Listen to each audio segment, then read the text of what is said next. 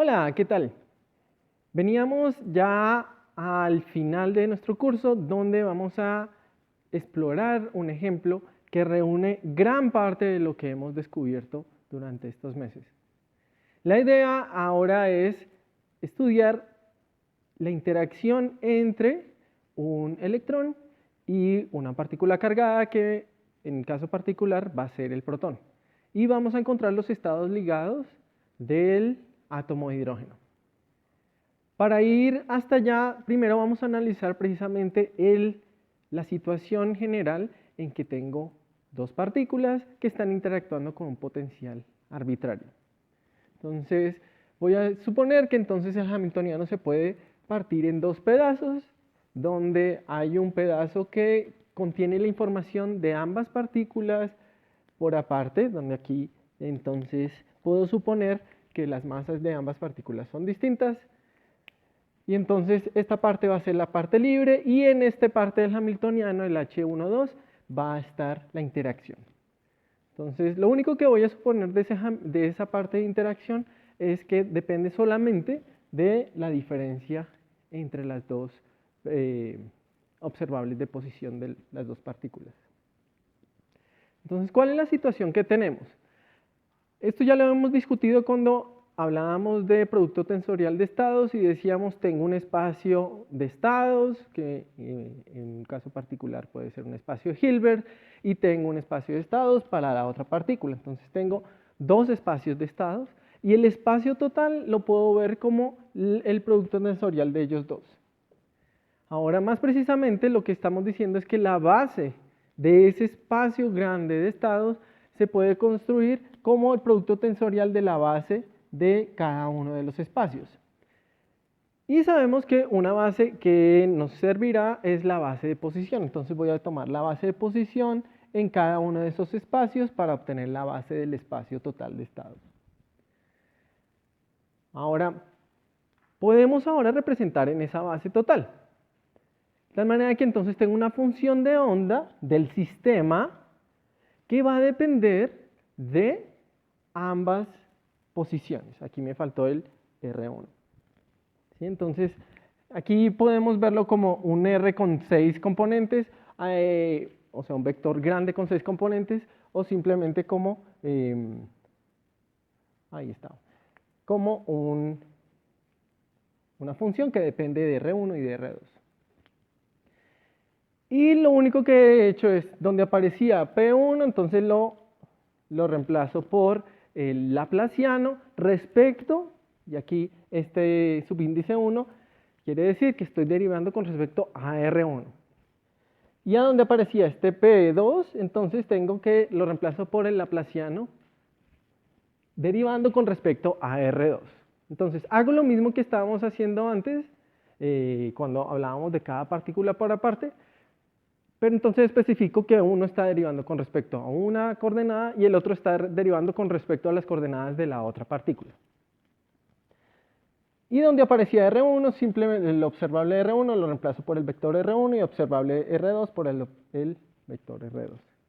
Esta es la ecuación de Schrödinger independiente del tiempo para el sistema de dos partículas interactuantes, donde la interacción viene como esta parte. Ahora, yo puedo definir unos nuevos observables.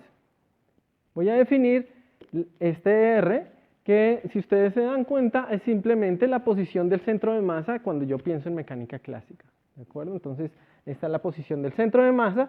Si defino esta posición y defino aquí no es más sino menos, si defino la posición relativa entre las dos partículas, entonces puedo reescribir esta ecuación de Schrödinger de esta manera. Entonces lo único que ha sucedido así rápido de ver es, voy a tener ahora el laplaciano con respecto a este R, tengo el laplaciano con respecto a este R relativo, y cada uno de ellos viene con una masa distinta nueva, donde este m grande es la masa total del sistema. En el caso del átomo de hidrógeno sería la masa del electrón más la masa del protón. Y tengo aquí un μ que aparece en este factor del laplaciano con respecto a la coordenada relativa, igual, que se conoce como la masa reducida. Entonces, no voy a ir ahí paso por paso de lo que pasa de aquí a acá, porque realmente es un ejercicio que incluso en mecánica clásica se hace. Ahorita lo vamos a discutir en el espacio de Ketz y debe ser claro que esto efectivamente se tiene que reducir a esto. Ahora, de todas maneras es un ejercicio trivial donde simplemente hago un cambio de variables y se obtiene efectivamente qué pasa de aquí a acá. A mí lo que realmente me interesa es notar que sucede algo que también en la mecánica clásica sucede, y es que el sistema parece partirse en dos pedazos. Matemáticamente nosotros como lo vemos en el hecho que esta ecuación diferencial, que es la que quiero resolver, admite una separación de variables. Entonces voy a escribir a mi función de onda como una multiplicación de una cosa que depende solamente del R del centro de masa y el R relativo a otra. Entonces, cuando yo reemplace y separe variables, que es otra vez un ejercicio que digamos es estándar, puedo encontrar la ecuación diferencial que satisface esta psi de centro de masa. Y la constante de separación es este ECM, que ya vamos a ver precisamente qué es. Pero ahí tiene que ser prácticamente obvio a este punto. Si nos damos cuenta, esta ecuación es la ecuación de Schrödinger para una partícula libre con masa m grande, ¿ok? Y en la posición r, ¿cierto? Con observable posición r grande. Donde entonces interpretamos a este de acá como la energía. Así que ya sabemos la solución, porque es la ecuación de la partícula libre. La solución es una onda plana, ¿ok? Donde entonces le asocio un P que tiene una relación de dispersión con la energía de esta manera. ¿Sí? Entonces vemos que podemos asociar un P de centro de masa y una energía de centro de masa. Y entonces esa sería parte de la solución total. La otra parte, cuando yo separo variables, la otra parte que va a aparecer ahora con la dependencia en R pequeño, el R relativo, se puede escribir en términos de esta energía relativa también. ¿Y qué es lo que vemos? Entonces vemos que la ecuación que resulta también es una ecuación de Schrödinger para una partícula que no es libre, sino que está sujeta a un potencial, ¿ok? Y los autovalores de energía que va a revelar no es la energía total del sistema, sino solamente la energía a la cual le he quitado la energía de centro de masa. O sea, es como si pensáramos en un estado, una situación donde está el sistema simplemente en reposo, su centro de masa está quieto y solamente revelamos la energía debido a la interacción entre las dos partículas.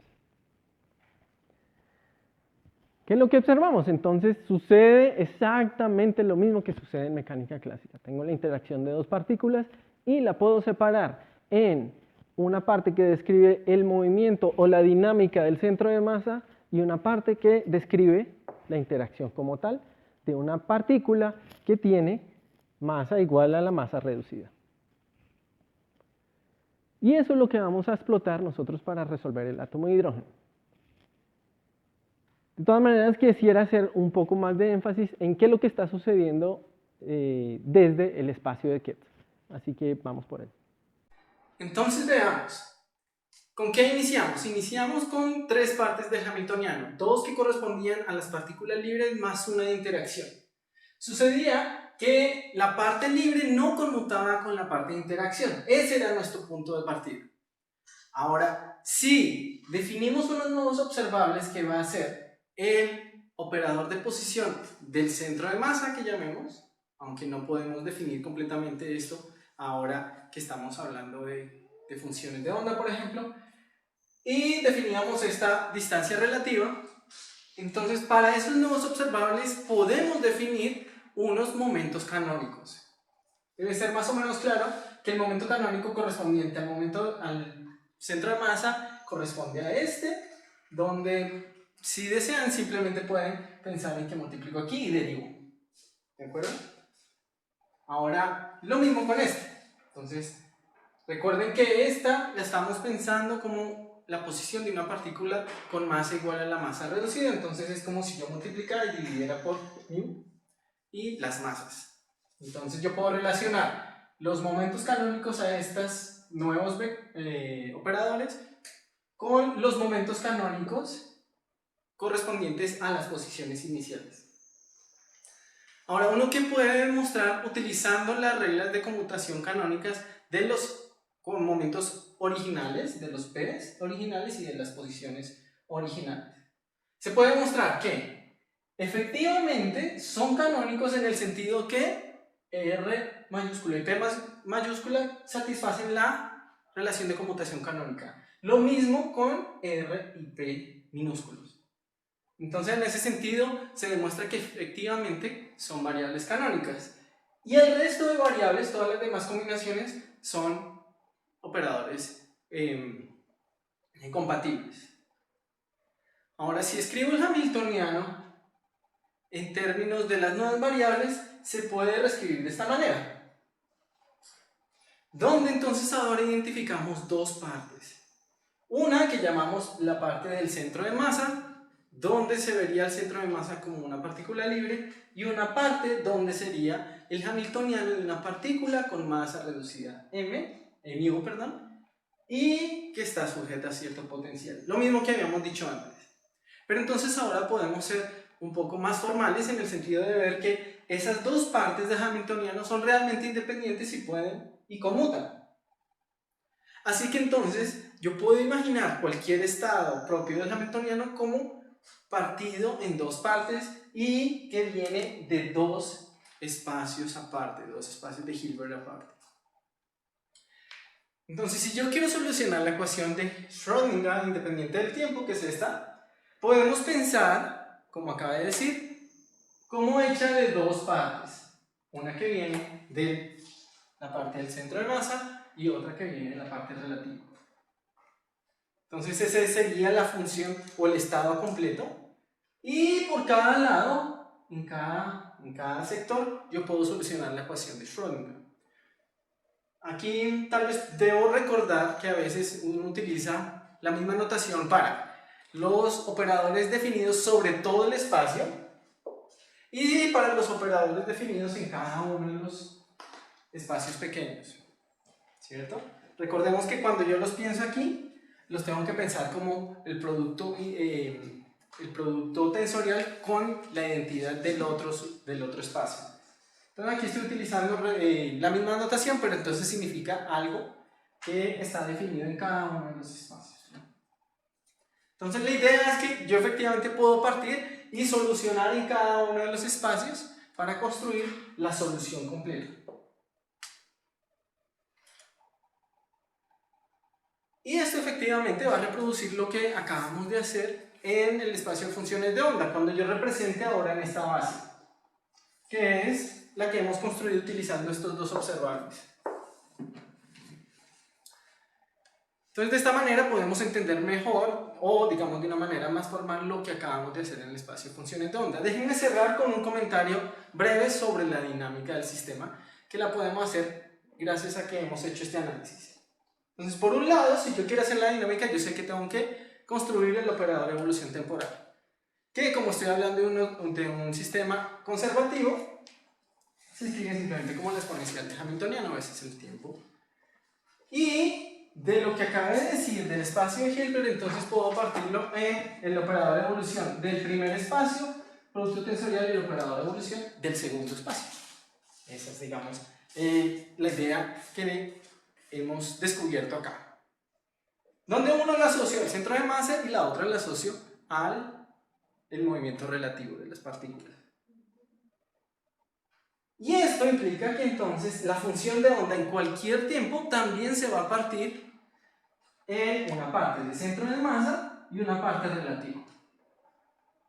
¿De acuerdo? Entonces podemos también pensar en que esas devoluciones son independientes y no tengo que estar pensando una de la otra. Algo importante aquí es que este sector, que respecto al centro de masa, es un sector que prácticamente nos podemos simplemente olvidar de él, porque SP se conserva, él conmuta con el hamiltoniano. Efectivamente, conmuta con todos estos observables. Aquí de hecho me faltó ese, entonces el P, los P's conmutan con ellos mismos. Sí, entonces aquí también me está faltando. Los P minúsculos conmutan con los P mayúsculos y los R's conmutan con los R mayúsculas conmutan con los R minúsculas.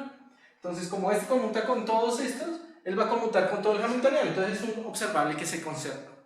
Y es en cierto sentido un observable que no nos va a interesar en la dinámica, porque si yo lo conozco desde el inicio, ya sé que va a ser esa la situación para siempre. Ahora lo interesante va a estar acá, que es el que me va a describir la dinámica precisa de la interacción entre las dos partículas. El otro es una partícula libre. Y ese, pues entonces va a depender de la interacción que yo esté trabajando. Es ahí donde nos vamos a concentrar y debe ser claro que solamente en ciertas situaciones vamos a poder solucionar de manera analítica. Desde la próxima vez entonces empezamos a analizar un caso particular que es el problema de fuerzas centrales, que es precisamente es la familia grande de lo que llamamos el átomo de hidrógeno. Así que nos veremos para la próxima. Hasta luego.